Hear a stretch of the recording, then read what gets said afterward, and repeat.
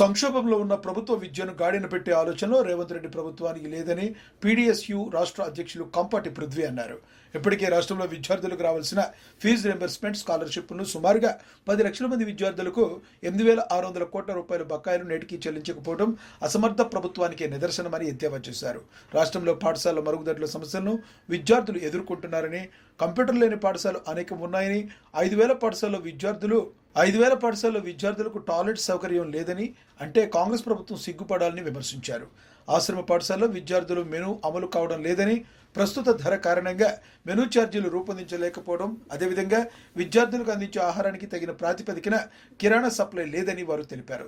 తక్షణమే నూతన గురుకులాలకు సొంత భవనాలు నిర్మించాలని, రాష్ట్రంలో విద్యాశాఖ మంత్రి నియమించాలని వారు డిమాండ్ చేశారు.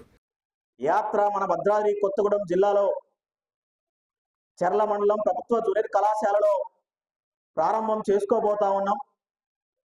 ఈ యాత్ర విద్యారంగ సమస్యల పరిష్కారం కోసం, విద్యార్థులు పడుతున్నటువంటి ఇబ్బందుల్ని మొత్తాన్ని అధ్యయనం చేసి ఈ రాష్ట్ర ప్రభుత్వానికి అందజేయాలని, ఈ రాష్ట్రంలో ఉన్నటువంటి విద్యార్థుల్ని, అట్లాగే ప్రభుత్వ జూనియర్ కళాశాలని, డిగ్రీ కళాశాలని, పిఎంహెచ్ హాస్టల్స్ని, ఆశ్రమ పాఠశాలని,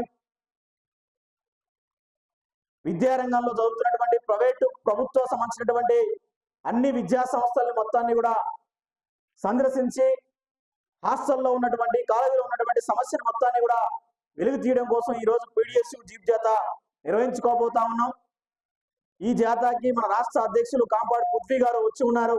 వారిని పరిచయం కావాల్సిందిగా కోరుతూ ఇప్పుడు ఈ యాత్రని ఉద్దేశించి ఒక పాట కూడా పాడవలసిందిగా కోరుతున్నాను.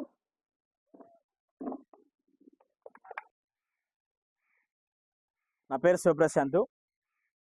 ఈరోజు విద్యారంగ సమస్యల పరిష్కారానికై విద్యార్థి పోరుబాట చర్ల మండలంలో నిర్వహించుకొని ఈరోజు ఆశ్రమ పాఠశాలకు చేరుకుంది. ఈ గర్ల్స్ సంబంధించినటువంటి ఆశ్రమ పాఠశాలలో భవనం శిథిలావస్థలో ఉందని చెప్పేసి గత 2-3 ఏళ్ల నుంచి ఒక పక్క అధికారులకు చెప్తున్నా కానీ కనీసం పట్టించుకోని పరిస్థితి. ఇక్కడ ఉన్నటువంటి బిల్డింగ్ మొత్తం కూడా పెచ్చులు ఊడిపడతా ఉన్నాయి. అట్లాగే వర్షం వస్తూ ఉంది. అనేక సమస్యలతో ఈరోజు ఈ భవనం మొత్తం కూడా అనేక ఇబ్బందులు పడుతూ ఉన్నారు విద్యార్థులు. అయినా సరే దీని మీద అసలు కనీసం ఉన్నటువంటి అధికారులు ఏమాత్రం పట్టించుకునే పరిస్థితి లేదు. డీడీ గారు కానీ, అట్లాగే సంబంధించినటువంటి ఏటీడీఓ గారు కానీ ఈ బిల్డింగ్ మొత్తాన్ని కూడా వేరే బిల్డింగ్ దగ్గరికి వెళ్ళి శాంక్షన్ మొత్తం కూడా మార్చేస్తామని చెప్తున్నారు తప్ప ఇంతవరకు కూడా అసలు అలాంటి పరిస్థితి ఈరోజు ఇంతవరకు రాలేదు. కాబట్టి విద్యార్థులకు ఏదో జరగకముందే ఈరోజు వెంటనే హాస్టల్ మొత్తాన్ని కూడా ఖాళీ చేయాల్సిన అవసరం ఉంది, లేదా ఇదే హాస్టల్ సంబంధించిన దానికి మరమ్మతులు చేయాల్సినంత అవసరం కూడా ఉంది. ఐటీడీ పిఓ గారు ఖచ్చితంగా సందర్శించాల్సినంత అవసరం ఉంది. కాబట్టి యాత్ర నుంచి ఖచ్చితంగా ఈ డిమాండ్ చేస్తూ ఉన్నాం. వెంటనే తక్షణ సంబంధించినటువంటి హాస్టల్ని మార్చాలి, లేనుకుంటే కనీసం మౌలిక సదుపాయాలను కల్పించాలి, లేనుకుంటే మరమ్మతులను చేయాలని చెప్పేసి కూడా పీడీఎస్యూ జీప్ జాత యాత్ర డిమాండ్ చేస్తూ ఉంది. లేకుంటే ఖచ్చితంగా రానున్న రోజులలో ఐటీడీ ఆఫీసును ముట్టడిస్తామని చెప్పేసి అధికారులని యాత్ర డిమాండ్ చేస్తూ ఉంది.